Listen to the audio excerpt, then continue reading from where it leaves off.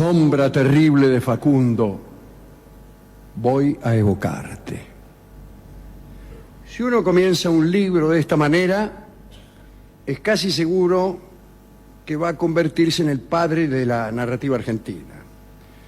Y la verdad es que nadie ha escrito mejor sobre Facundo que Sarmiento, que fue su enemigo. Sabemos que Facundo pudo ser quizá la gran figura de la Organización Nacional, pero fue un hombre de mala salud, Rosas lo domesticó y finalmente lo mataron. En fin, que la luz de lo que él hizo en la historia casi podía decirse que fue más tenue que su mito. El mito es más luminoso que los hechos reales de Facundo. Muchos han escrito, además de Sarmiento, sobre Facundo Quiroga. Ahí están Borges y Eduardo Gutiérrez y Lugones, Manuel Gálvez, Ricardo Viraldes, Arturo Capdevila, que era de acá, ¿no? Bueno, Francisco Luis Bernardes, sí, y muchos más. Había nacido en 1788 en los Llanos de La Rioja. Aquí conviene hacer una aclaración. Los Llanos no es una llanura. La región de los Llanos es, por el contrario, una región de sierras que ocupa casi la mitad de la provincia de La Rioja, y el nombre viene, qué sé yo, de la Sierra de los Llanos, que domina la región, que deriva tal vez de una antigua familia del lugar, los Llanos, llamada Llanos. ¿Qué tal, Llanos? Bueno, qué sé yo, vaya uno a saber. Pero no hay nada más distinto a una llanura que los Llanos. El padre, no el padre de los Llanos, sino el padre de Quiroga, era un hacendado importante, capitán de las milicias locales. Facundo heredó el cargo, ¿no? Fue, según se dice, un muchacho andariego, aventurero, jugador, parece que le gustaba mucho el escolazo. Se dice que había estado en Buenos Aires enganchado en el regimiento de granaderos a caballo y que su jefe fue el general San Martín. Se casó a los 28 años, parece que todo lo hacía a los 28 años, con María Dolores Fernández, que le dio 5 hijas,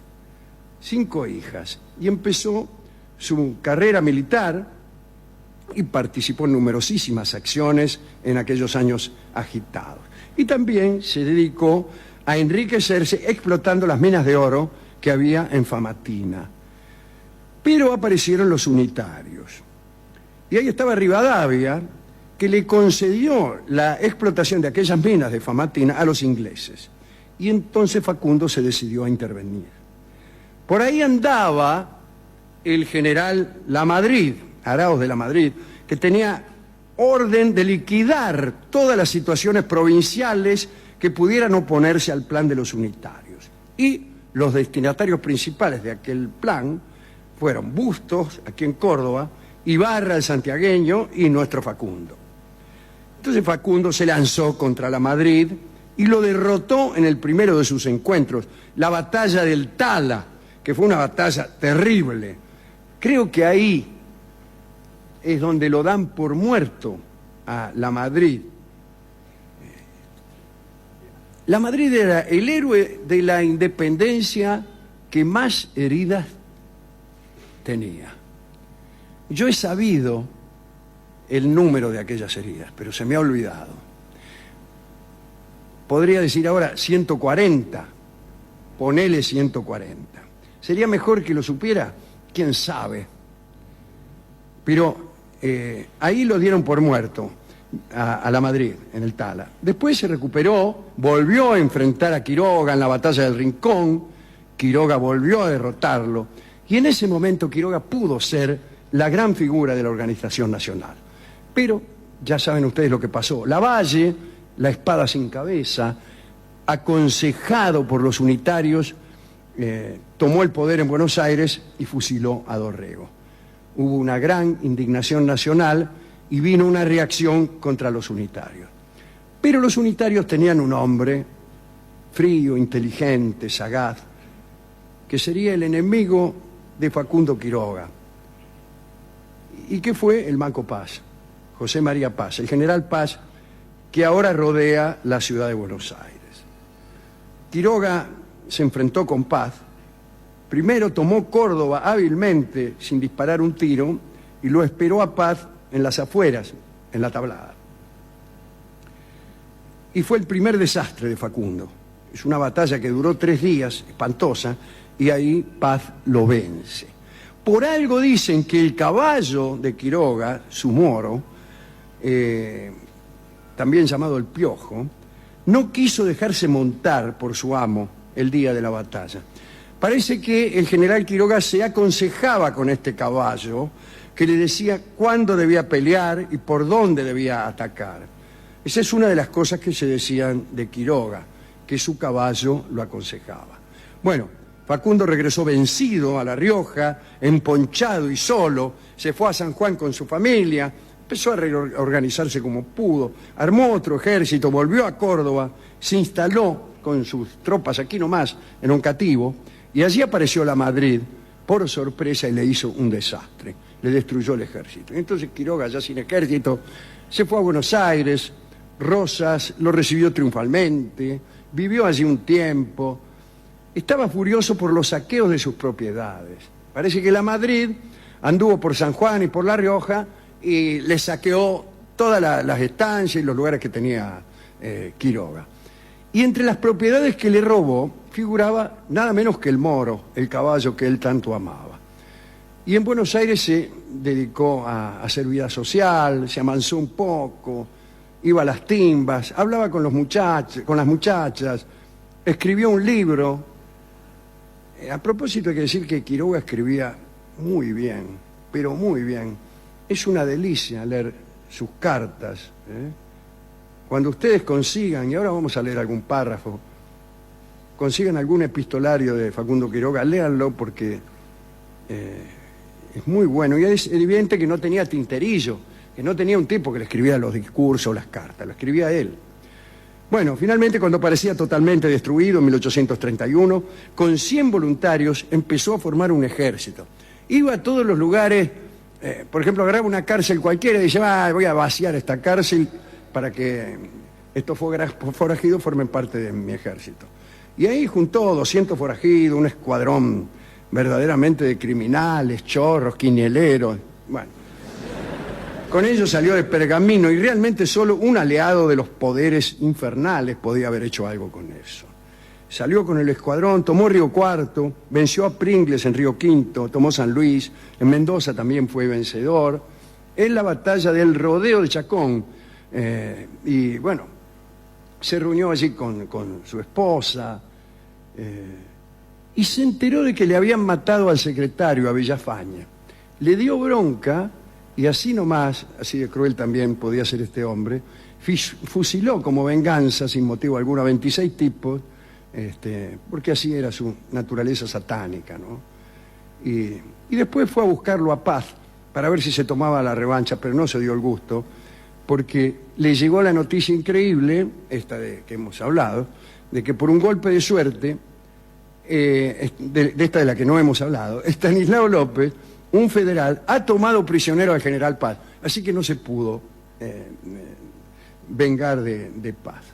Entonces, a falta de otra cosa mejor, fue por la Madrid. Y en Tucumán derrotó a la Madrid en la batalla de la Ciudadela, y después, cuando ya se había terminado la historia de los unitarios por largo rato, Facundo le escribe a Rosas y le dice que está enojado por lo del caballo y que no va a seguir. Se ha enterado de que el caballo fue, vaya a saber de qué modo, a parar a manos de Estanislao López, en un federal. Y dice, renuncio, no voy a seguir peleando, ¿cómo puede ser que mi propio jefe, Estanislao López, me haya robado el caballo, la propiedad que yo más amaba?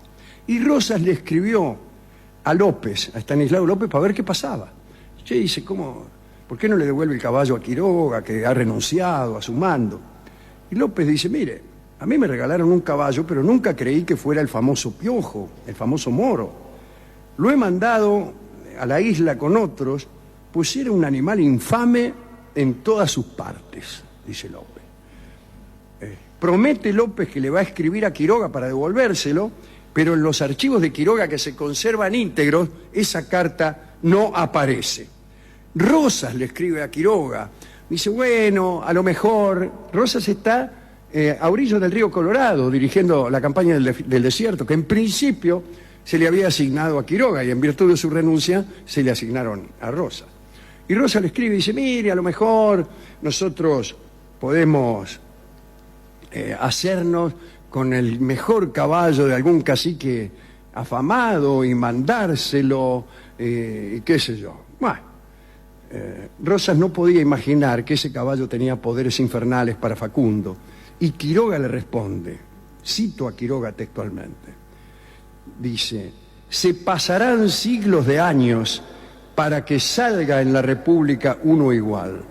Protesto a usted de buena fe que no soy capaz de recibir en cambio de ese caballo todo el valor que contiene la República Argentina. Y termina la carta diciéndole, me hallo disgustado más allá de lo posible. No escribía nada mal este hombre. Bueno, y el Moro efectivamente parece que tenía poderes. Pero si se trata de magia y brujería, algunas cosas que se decían de Facundo vale la pena enumerar. Decían que Facundo no dormía nunca, que leía el pensamiento, que era imposible engañarlo, que su guardia personal estaba compuesta por un ejército de capiangos, que eran unas almas en pena que procedían del infierno y que eran su escolta, de hombres tigre, ¿no? Después de su muerte, se decía que no estaba muerto, sino escondido por ahí, algo así como lo que se decía del emperador Federico II de Barbarroja, o del mismo rey Arturo, ¿no? Y desde luego se hablaba de los poderes del Moro, pero Quiroga también contribuía a la leyenda con algunas cosas que parecían mágicas y eran reales. Por ejemplo, una vez se apareció a 10 cuadras del campamento de la Madrid cuando todos lo hacían a 100 leguas. Después de la derrota de la Tablada, había una fiesta donde los unitarios festejaban la derrota de Quiroga. Y Quiroga fue a esa fiesta. De golpe se abre la puerta, todo bailando, qué sé yo. ¿Quién es? El general Quiroga. Fue a saludar. Extraordinario. Hacía cosas tales como tomar por prisionero al moreno Barcala, que ahora tiene una calle ahí en Castelar. Y cuando el morocho esperaba que lo pasaran a cuchillo, lo nombró jefe de su Estado Mayor. Así hacía las cosas Quiroga. Después, en el año 33, volvió a Buenos Aires, se interesó mucho por el proyecto de organizar al país, adhirió a las tesis de Rosas, y en eso estalla una pequeña guerra entre Salta y Tucumán, se le pide a Quiroga que vaya de mediador, y sale al galope en galera. Los gauchos van a las postas para verlo pasar a Quiroga. Pero Quiroga apura, llega a Córdoba en Nochebuena, pero no se detiene, cambia los caballos y sigue, y llega a Santiago, pero ya se había arreglado la guerra. Se reunió, sin embargo, con representantes de las provincias del norte, trató de evitar la segregación de Jujuy, bueno, y volvió. Cuando volvía, se enteró de que los Reinafé, que gobernaban acá en Córdoba, estaban tramando algo contra él. Y le avisaron, mire, dice, no cruce la frontera de Córdoba porque lo van a matar. Y él dijo, no, ¿qué me van a matar? Dice, a una voz mía, cualquier partida se va a poner a mi orden. No comentaré el episodio de Barrancayaco, ya por todos conocido, ¿no? Lo espera una partida en ese lugar, al mediodía, un 16 de febrero de 1835, y efectivamente, él sacó la cabeza y dice, a ver, dice, ¿quién manda esta partida? Y fueron sus últimas palabras, porque un pistoletazo puso fin a su vida, y muchos años después, un poeta que tampoco debe haberlo querido mucho,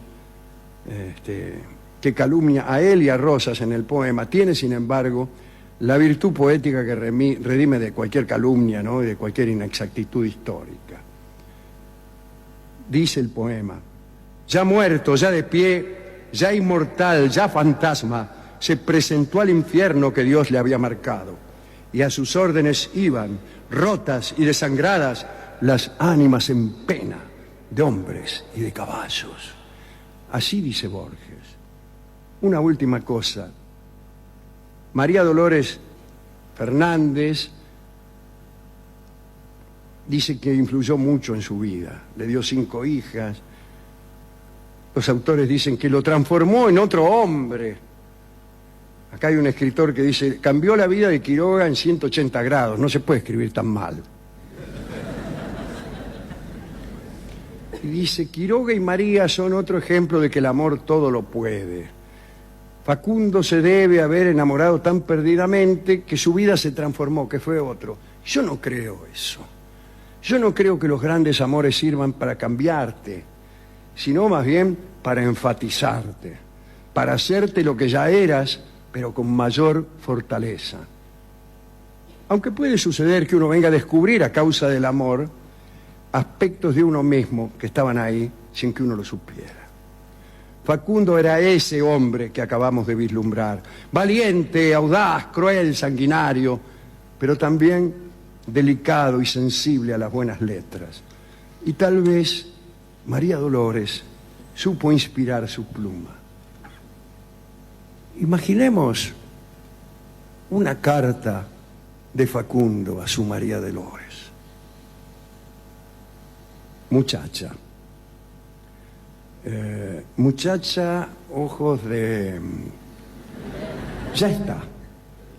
Muchacha, ojos de papel.